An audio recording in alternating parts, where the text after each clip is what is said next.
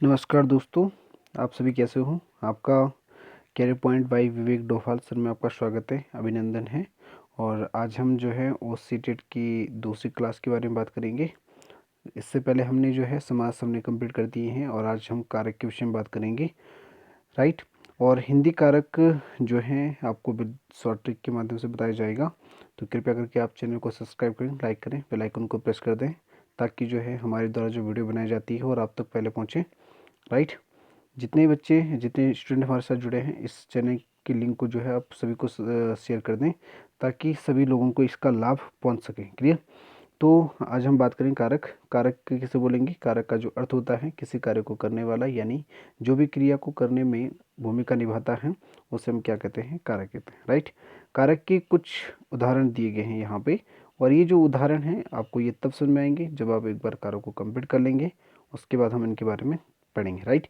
वह रोज सुबह गंगा किनारे जाता है, इसमें कौन सा कारक है? वह पहाड़ों के बीच में है, नरेश खाना खाता है, सूरज किताब पढ़ता है। दिए गए वाक्य में आपको कारक पहचाने हैं। लेकिन ये हमारा क्या है, ये हम इसको हम इंडियन के लास्ट में पढ़ेंगे, क्योंकि जब एक बार हम सारे के सारे कारक के बारे में पढ़ लेंगे उसके बाद हमको पता चल पाएगा कि आखिर ये एग्जाम्पल जो है वो कौन से कारक के एग्जाम्पल हैं। क्लियर।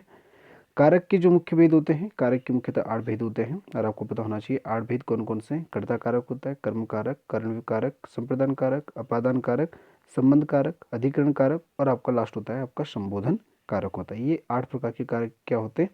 कारक होते हैं। लेकिन यदि हम विभक्ति की बात करें तो विभक्ति जो होती है वो विभक्ति जो होती है वो 7 होती है, क्योंकि संबोधन इसमें क्या हो जाता है?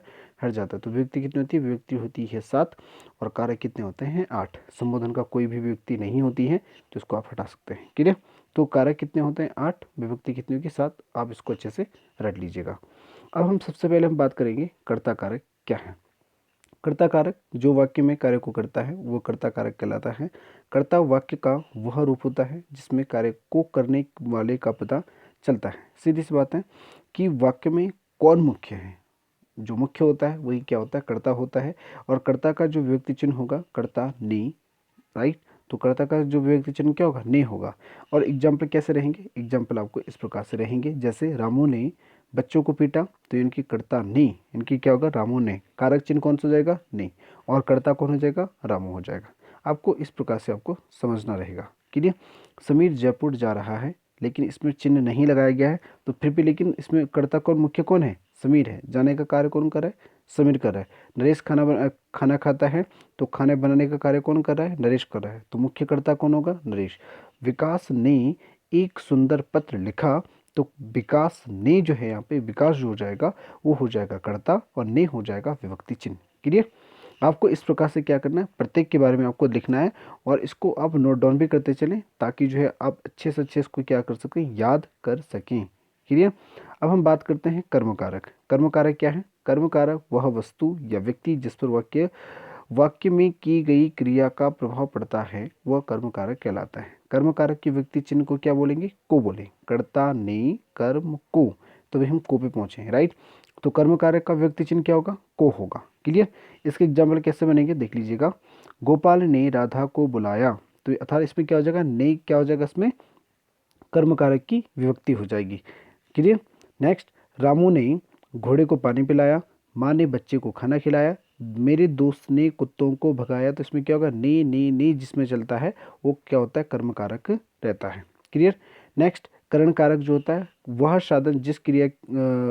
साधन जिससे क्रिया होती है वह करण कारक कहलाता है, यानी जिसकी सहायता से किसी काम को अंजाम दिया जाता है वह करण कारक कहलाता है, राइट। तो सबसे इम्पोर्टेंट रहेगा कि आप करण कारक को कैसे पहचानोगे, यानी कि जिसके द्वारा किसी कार्य को कंप्लीट कर दिया जाता है वो क्या होता है? करण कारक होता है। क्लियर। इसमें जो एग्जाम्पल रहेंगे, और एग्जाम्पल से पहले हम विभक्ति चिन्ह बता देते हैं। से और के द्वारा इसके क्या हो जाएंगे? से और के द्वारा इसके विभक्ति चिन्ह हो जाएंगे। अब हम बात करते हैं इसके एग्जाम्पल, जैसे बच्चे गाड़ियों से खेल रहे हैं। किससे खेल रहे हैं? गाड़ी। उपकरण क्या है? गाड़ी है। पत्र को कलम से लिखा गया है, तो यहाँ पे कलम क्या हो जाएगा? कलम क्या हो जाएगा? यहाँ पे कलम हो जाएगा यहाँ पे उपकरण। रावण को बाण से मारा, तो यहाँ पे बाण क्या हो जाएगा? बाण भी यहाँ पे क्या हो जाएगा? करण कारक हो जाएगा, यानी कि कार्य जिसके द्वारा संपन्न किया जाता है।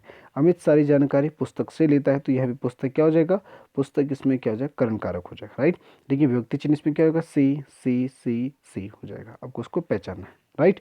अब हम बात करते हैं संप्रदान कारक क्या है। संप्रदान कारक की जो डेफिनेशन बनती है, संप्रदान का अर्थ होता है देना। जब वाक्य में किसी को कुछ दिया जाए या किसी के लिए कुछ किया जाए तो वहां पर संप्रदान कारक होता है। संप्रदान कारक की जो विभक्ति चिन्ह के लिए क्या हो जाएगा, के लिए या को चिन्ह का हम प्रयोग करते हैं, राइट। उदाहरण के लिए माँ ने बच्चे के लिए दूध लेकर आई, तो के लिए हो जाएगा। विकास ने तुषार को गाड़ी दी, तो को हो जाएगा।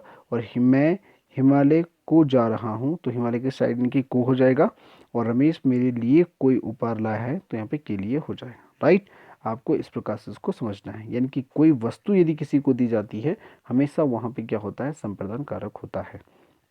अब हम बात करते हैं अपादान। अपादान का जो चिन्ह होता है वो होता है से, जबकि हम करण में भी पढ़ चुके हैं उसका क्या होता है, उसका भी से होता है। लेकिन इस से का अर्थ अलग होने से संबंध में है कि जब संज्ञा सर्वनाम के किसी रूप से किन्हीं वस्तुओं की अलग होने का बोध हो तो वहां पे अपादान कारक होता है। अपादान कारक का भी विभक्ति चिन्ह से होता है, से चिन्ह करण कारक का भी होता है, लेकिन वहाँ इसका मतलब साधन से है, और यहाँ इसका मतलब क्या है, किसी चीज़ के अलग होने या दिखाने के लिए प्रयुक्त होता है, राइट। अब इसके जो एग्जाम्पल बनेंगे देख लीजिएगा। इसके एग्जाम्पल, सुरेश छत से गिर गया है, सांप बिल से बाहर निकला, यानी कि छत से गिरा है, छत अलग और आपका सुरेश अलग हो जाएगा। तो यानी कि यहाँ पे क्या होगा, दोनों एक दूसरे से क्या हो जाएगा, क्या हो जाएगा, पृथक्करण हो जाएगा। पृथ्वी सूर्य से बहुत दूर है, अर्थात पृथ्वी और सूर्य अलग अलग हो जाएंगे। और आसमान से बिजली गिरती है, तो गिरना यानी कि आसमान से वो चीज़ अलग होती है, तो यहाँ पे कौन सा हो जाएगा, आपका अपादान कारक हो जाएगा, राइट। इतना आपके समझ में आया होगा, आई होप। अब बात करते हैं संबंध कारक की। संबंध कारक, जैसे कि हमें कारक के नाम से पता चल रहा है कि किन्हीं वस्तुओं में संबंध बताता है। संज्ञा या सर्वनाम का वह रूप जो हमें किन्हीं दो वस्तुओं के बीच संबंध का बोध कराता है, वहाँ संबंध कारक होता है। और इसके जो विभक्ति चिन्ह हो जाएंगे, संबंध कारक के विभक्ति चिन्ह जो हो जाएंगे, का, के, की, ने, ना, नी, नो, रा, रे, री इत्यादि क्या होते हैं, ये संबंध कारक की विभक्ति चिन्ह होते हैं। और इसमें आपके जो एग्जाम्पल बनेंगे, ये सारे के सारे एग्जाम्पल पेपर में आने वाले एग्जाम्पल हैं, आप इनको ध्यानपूर्वक से नोट कर लिएगा। वह राम का बेटा है, आपका काफ यहाँ पे क्या हो जाएगा, व्यक्ति चिन्ह हो जाएगा। यह सुरेश की बहन है, तो क्या हो जाएगा, बच्चे का सिर दुख रहा है। सुनील की किताब है, नरेश का भाई है, तो का, की, रे, रा, रे इस प्रकार के क्या हो सकते हैं, इसमें एग्जाम्पल या उदाहरण हो सकते हैं। अधिकरण, अधिकरण इंपॉर्टेंट है। अधिकरण का अर्थ आश्रय होता है। संज्ञा का वह रूप जिससे क्रिया के आधार का बोध हो, उसे अधिकरण कारक कहते हैं। इसकी विभक्ति में और पर होती है। भीतर, अंदर, ऊपर, बीच आदि शब्दों का प्रयोग इस कारक में किया जाता है। इस विभक्ति में क्या होती है, में, पर, आपको पता होना चाहिए कि अधिकरण में पर होता है और भीतर, अंदर, ऊपर, बीच आदि शब्दों का प्रयोग किया जाता है। एग्जाम्पल से पता चल जाएगा आप लोगों को। एग्जाम्पल जैसे कि वह रोज सुबह गंगा किनारे जाता है, राइट। और वह पहाड़ों के बीच में है, अधिकरण में, राइट। मनु कमरे के अंदर है, राइट। महाभारत के युद्ध कुरुक्षेत्र में हुआ, फ्रिज में आम रखा हुआ है।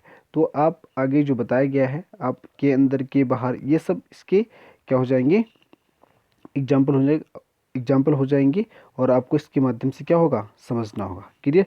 संबोधन कारक जो होता है, किसी को पुकारने में हमेशा संबोधन का प्रयोग किया जाता है, आपको वैसे भी ध्यान होगा। संज्ञा या सर्वनाम का वह रूप जिससे किसी को बुलाने, पुकारने या बोलने का बोध होता है, तो वहाँ पे क्या होगा, संबोधन कारक कहलाता है। संबोधन कारक की पहचान करने के लिए इनकी एक्सक्लेमेटरी साइन, इनकी विस्मयादिबोधक चिन्ह लगाया जाता है। संबोधन कारक अरे, हे, अजी आदि व्यक्ति चिन्ह होते हैं। जैसे हे राम बहुत बुरा हुआ, अरे भाई तुम तो बहुत दिनों से में आए, अरे बच्चों शोर मत करो, हे ईश्वर इन सभी नादानों की रक्षा करना, अरे यह कितना बड़ा हो गया। तो आपको पता होना चाहिए कि जिस जिस शब्द में विस्मयादिबोधक चिन्ह का प्रयोग किया जाता है, विस्मयादिबोधक चिन्ह के प्रयोग किए जाने से आपको हमेशा संबोधन का पता चलना चाहिए, राइट। तो आई होप आप लोगों के समझ में ये कारक आए होंगे और आप कृपया करके इस जो हमने जो भी कारक के विषय में पढ़ा था, इसकी जो पीडीएफ आपको जो है इसके डिस्क्रिप्शन में मिल जाएगी। और आपकी सफलता में हमारा कुछ सहयोग होना चाहिए और हम कुछ सहयोग देना चाहते हैं, तो कृपया करके आप इस चैनल की वीडियो को जो है अच्छे से देखें और इस चैनल की जो लिंक को सबके साथ शेयर करें ताकि कोई भी इससे अछूता ना छूटे। तो आई होप को आपको वीडियो समझ में आई होगी। तो आप सभी का वीडियो को अच्छे से देखने के लिए आपका बहुत धन्यवाद।